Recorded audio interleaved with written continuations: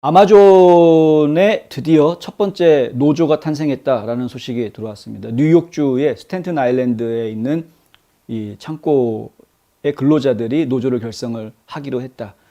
8,500명, 8,300명, 8,300명 이상의 근로자들이 투표를 했다고 합니다. 개표가 지금 다 끝났는지 모르겠습니다만은 개표가 다 끝나지 않은 상황에서도 이미 노조를 결성할 수 있는 충분한 표가 나왔다라는 보도가 나와서 이제 저희가 전해드리는데요.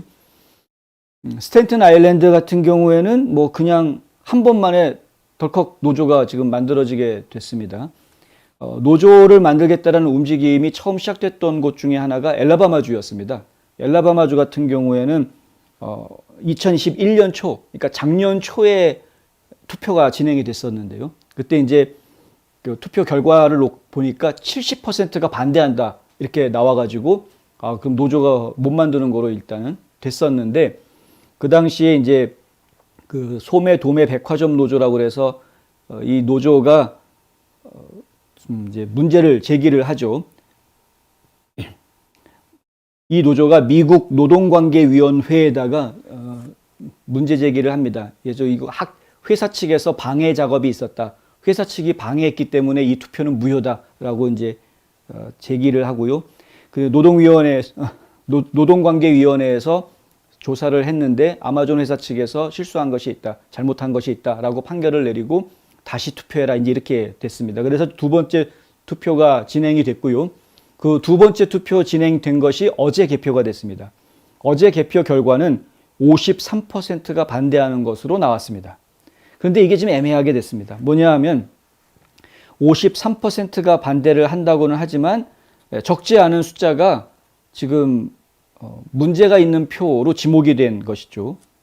지금 이 표는 문제가 있기 때문에 보류해가지고 잠정표로 내몰린 숫자가 거의 한 20% 정도 된다고 이제 말씀드릴 수 있겠습니다. 그러니까 20% 정도 되는 이 표가 어떻게 되느냐에 따라서 사실은 참 반대가 뒤바뀔 수도 있는 상황이어서 지금 확정됐다라고 이야기할 수는 없는 상황. 근데 아직 확정되지 않은 상황에서 또다시 이 소매 도매 백화점 노조가 미국 노동관계위원회한테 또 항의를 합니다. 지금 이거 문제가 있다. 지금 이거 개표 안 하고 이거는 불법표다라고 해서 옆으로 제쳐놨던 그 표들 전부 다 개봉해가지고 다 카운트할 수 있게 해달라라고 지금 요청을 한 상태이어서요. 상황이 어떻게 될지 좀 더 지켜봐야 됩니다. 근데 어쨌든 첫 번째 노조는 지금 뉴욕주에서 나왔다. 아마존 같은 경우에는 회사 입장에서는 당연히 노조가 만들어진 것을 이렇게 탐탁하게 생각하지는 않겠죠. 하지만은 아마존이라는 업체의 특성상 각 지역별로 그 리저널 센터들이 이 디스트리뷰션 센터들이 다 있어야 되는 거고요. 아마존식으로 표현하면 이제 풀필 센터 이런 것들이 각 지역별로 다 있어야 되는 거니까 어쩔 수 없이 운영을 하기는 해야 되는 이제 그런 상황이 됩니다. 노조가 만들어지게 되면 아시다시피 노동쟁의가 더 많이 늘어나게 되고요. 회사가 이 근로자들과 직접 대화하는 것이 아니라 노조를 상대로 해서 이제 일을 하게 되기 때문에 노조 측에서 노조들을 먹여 살리기 위한 일들을 또 하게 되죠.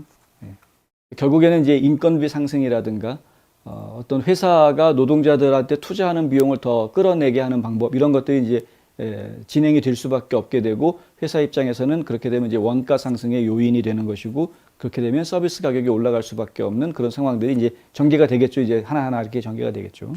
노조가 무조건 불필요하다라고 말씀드리는 것은 아닙니다. 근데 지금까지 지금 미국에서 진행되어 오고 있는 노조의 움직임들을 보면은 좀 거시기하다 이렇게 말씀을 드릴 수가 있는 것이죠. 한국도 지금 마찬가지입니다. 한국도 노조들이 지금 너무나 부패해 가고 있는 모습을 저희가 보고 있고 이른바 황제 노조 뭐 이런 말들이 지금 나오고 있을 정도로 그래서 그거를 바로잡지 못하면 그러면은 정말 이 경제가 언제 무너질지 알 수가 없는 상황이다. 특히 미국 같은 경우에 아주 간단한 예를 드리자면요. 자동차 업계를 보십시오. 자동차 업계가 과거에는 다 북부 지역 쪽에, 북동부 지역 쪽에 많이 있었는데 지금 전부 다 남부 지역으로 다 내려와 있습니다. 왜 이렇게 됐겠습니까? 결론은 하나입니다. 노조 때문입니다. 노조 때문.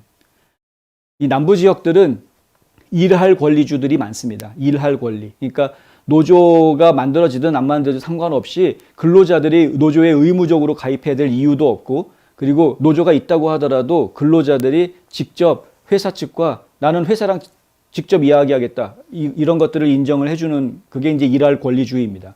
그렇게 되면 노조가 힘을 발휘를 못하게 되죠. 그게 남부 지역에 있는 주들의 가장 강한 강점 중에 하나였습니다. 기업들을 유치해오는. 실제로 북동부 지역에서 노조 파업 문제, 여러 가지 문제들 때문에 더 이상 수지타산을 맞추기 힘들어진다라고 판단한 자동차 업계들이 지금 다 남쪽으로 내려올 수밖에 없는 이유가 되어주었다. 결국은 그렇게 해놓으니까 지금 북동부 지역들이 어떻게 돼버렸습니까? 썰렁해져 버렸죠. 예. 공장문 닫아버리면 그 주변 지역이 어떻게 변하는지 겪어보신 분들은 아실 겁니다. 완전 폐허처럼 변합니다. 모든 그 주변에 살고 있던 수만 명이 갑자기 일자리가 없어져 버리는 상황이 되니까요. 노조가 가지고 있는 폐해는 우리가 지금 기억을 좀 해야 되겠다. 물론 이제 단체 교섭권이라는 게 필요한 상황들이 있을 때도 있죠. 그냥 뭐 개인들이 이 거대한 대기업들을 상대로 해서 투쟁하고 이길 수 있는 방법이 사실 없기 때문에 그런 경우를 또 도와줄 수 있는 조직이 필요한 건 또 사실이기는 합니다. 그런 건 저희가 잘 생각해 봐야 될 문제이겠습니다만은, 하여튼 노조 문제는 저희가 신중하게 생각을 좀 해봐야 될 필요가 있다라는 말씀을 드립니다. 무조건 안 된다라고 말할 수는 없겠으나 하여간 이것이 있음으로 인해서 기업들은 많이 힘들 수밖에 없고, 기업이 힘들어지게 되면 결국에는 그 피해가 노동자, 우리 일반 시민들에게 다 돌아온다라는 이야기는 저희가 좀 드릴 수밖에 없겠다.